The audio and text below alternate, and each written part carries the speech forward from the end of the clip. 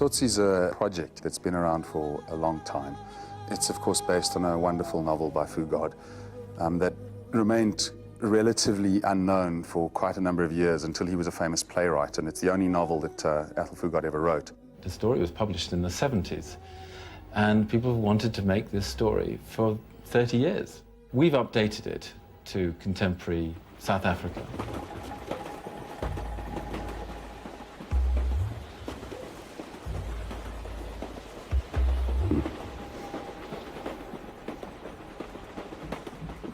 The book is very much an internal psychological dialogue of the characters, well, in particular the character of Tsotsi. It's an inner journey of awakening and of the rediscovery of memory, as well as the rediscovery, or the discovery, if you like, of his own humanity. And so it is very, very beautifully written in terms of what's going on in Tsotsi's mind.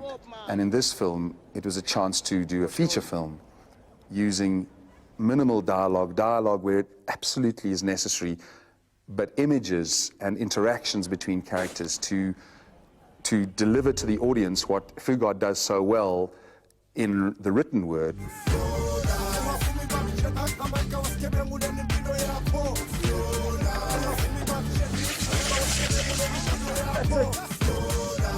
Actors, wardrobe and makeup. That's the one. Happy? This wasn't such a difficult fundraising experience. It took us 2 years from the moment that we commissioned Gavin to write the first draft to completion. And I think that's a testament to the material. The material, the script, was so strong that it wasn't difficult to get our financiers to rally behind this project. When I got the script, I read it like that day. I finished it that day. And then, you know, I thought it was a brilliant script and I wanted to do it like passionately.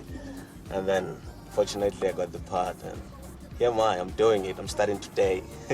And Moonyin Lee, my casting director, said, you know, I really think you need to go young because we'll still sympathize with somebody who is a bit out of control at 19, 20, 21, but if you hit 30, it might not be possible. It's just you should have got yourself together by then. I think Presley's a really old soul, and it doesn't feel forced. He never forces anything. He becomes another person. His charm comes naturally. Tsotsi's gang, I'm the leader. Butcher wants to question my authority, and I don't like that at all. And then there's the Up. In the story, we've been together ever since, and we're street kids together. 4 5, 9, 11. And then there's this intelligent Boston who went to school, and I didn't go to school, you know, so he bothers me because he's always talking about these big words that I don't know, words like decency.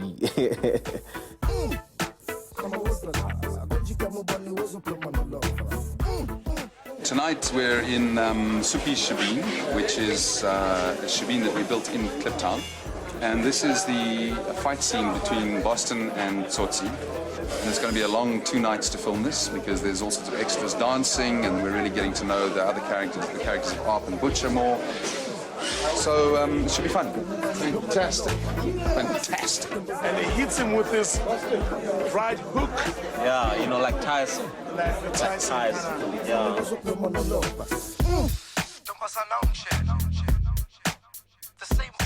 Working with Presley was inspiring. I mean, doing all those scenes with him, seeing him do his scenes gave me the confidence to, you know, not hold back.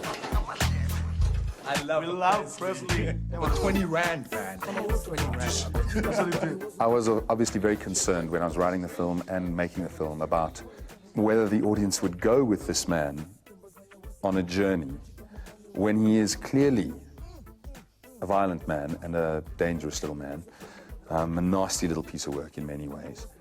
Whether when he takes somebody's baby of 3 months, this might be too much for an audience to deal with. Can we find sympathy for somebody who's really done some terrible things and now has your, you know, he is your worst nightmare? And you know, you do it on purpose because it seems to me that you explore human emotion best when you put people into situations where their emotions are tested at the most extreme. The camera's going to start moving in on you, and eventually it's going to lose the baby and it's going to go to your face. This is Miriam's first movie, and she's doing brilliantly. If it's your first time on the field, it's very intimidating. You know, seeing someone from TV auditioning for the same part. I was very nervous, but when I got there, I just forgot about everything. I wanted to be Miriam. I knew I could be Miriam. There was a point in my life where we lived in a squatter camp, maybe for about 2 years, because life wasn't going very well. So I guess I'm one of those kids from very poor backgrounds. Tsotsi sees Miriam as this wonderful, pure human being. He sees the opposite of him on Miriam. And Miriam actually helps him, you know, to think as a human being for the first time. On the surface, it's a simple story, but it is profound, and it needed someone with Gavin's understanding of his craft and intelligence to bring something special to a simple story. Otherwise, it would have been a simplistic story, if you like. Gavin was there, you know, to catch me, you know, because there were times when I really lost it, and he was there, you know. That's what I like about him. He's always there for me. So you're speaking Tswana to this baby? Grand. I love it. I really felt that this story needed to be told in the language in which it is most powerfully resonant. When you watch a South African actor like Presley performing in his own language, he is just so much more connected to the truth of what he's saying. You so much want different. Ivar. Sure. Where do I taste? We've got to stay authentic. I think that's quite important. And the language, there's safeguards that. And the language was quite important to me because you don't see South African Tsotsis going around, yo man, what's up, yo. They're hardcore and they speak their Zulu, they speak their Tsotsitaal, they speak their Sotho, they mix all the languages.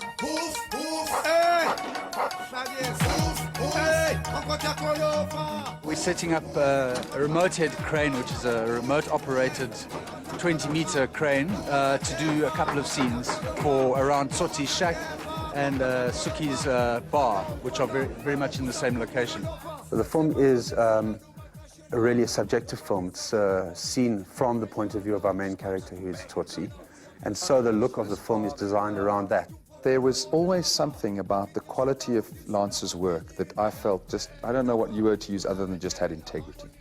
And he read the script, and he was, in addition to being somebody who I felt was extremely competent technically, really responded to the script. And that's really important as a director, because if you're not in sync in terms of the way you feel the script, for want of a better word, with your production designer, with your actors, and with your director of photography, and then you've just got a tug of war going on.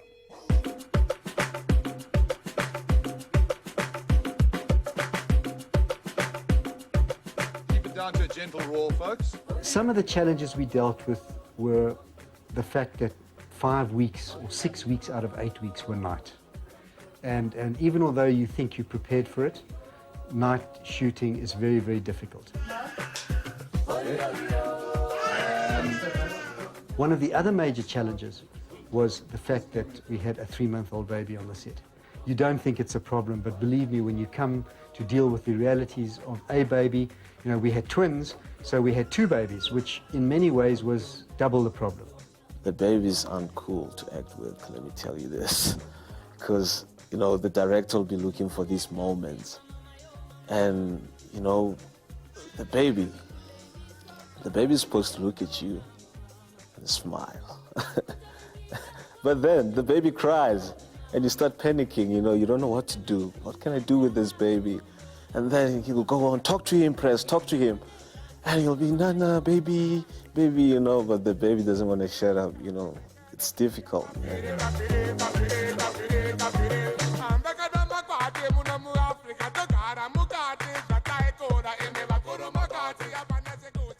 Shooting in the townships has a set of its own problems, but we've been doing that for a long time. So in a way, the township shooting was not too difficult.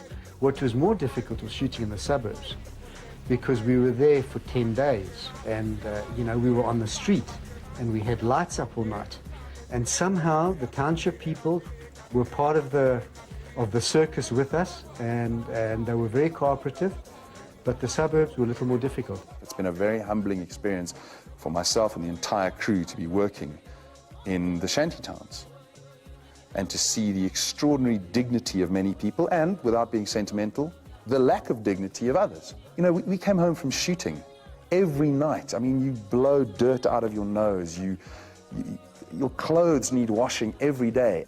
It was interesting to see the crew's response through that. Many of us felt at points we just couldn't cope because conditions were tough to work in.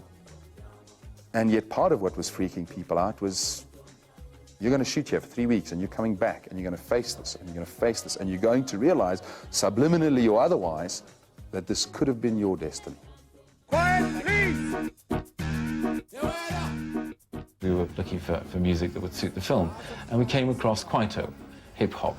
And when I heard Zola's music, I was completely transfixed. I thought, suddenly, I know what to do with this movie, how to make it not just a worthy movie, but a film where we could combine the power and the toughness of the story of Tsotsi with great music, great pumping music, which comes out of the townships.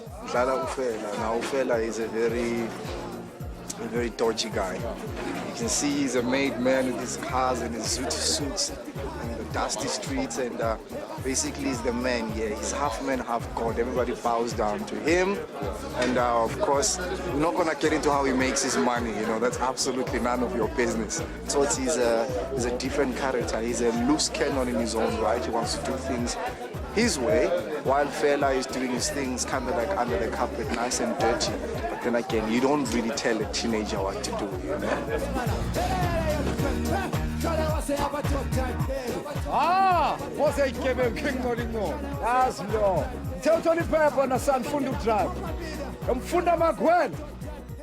What attracted me most to Tsotsi was it's an invitation to say, put your feet into this man's shoes. There, but for a different roll of the dice, go you or I. It seemed to me that here was a character that has really had a pretty bad roll of the dice. And yet part of what even this character, this terrible roll of the dice, discovers is that there are people who have a worse roll of the dice. At the same time, he encounters a world of privilege, which has so much more than he has. And at some point, he realizes that he has the power to really roll the dice badly for those people, or give them back some of the joy that they have.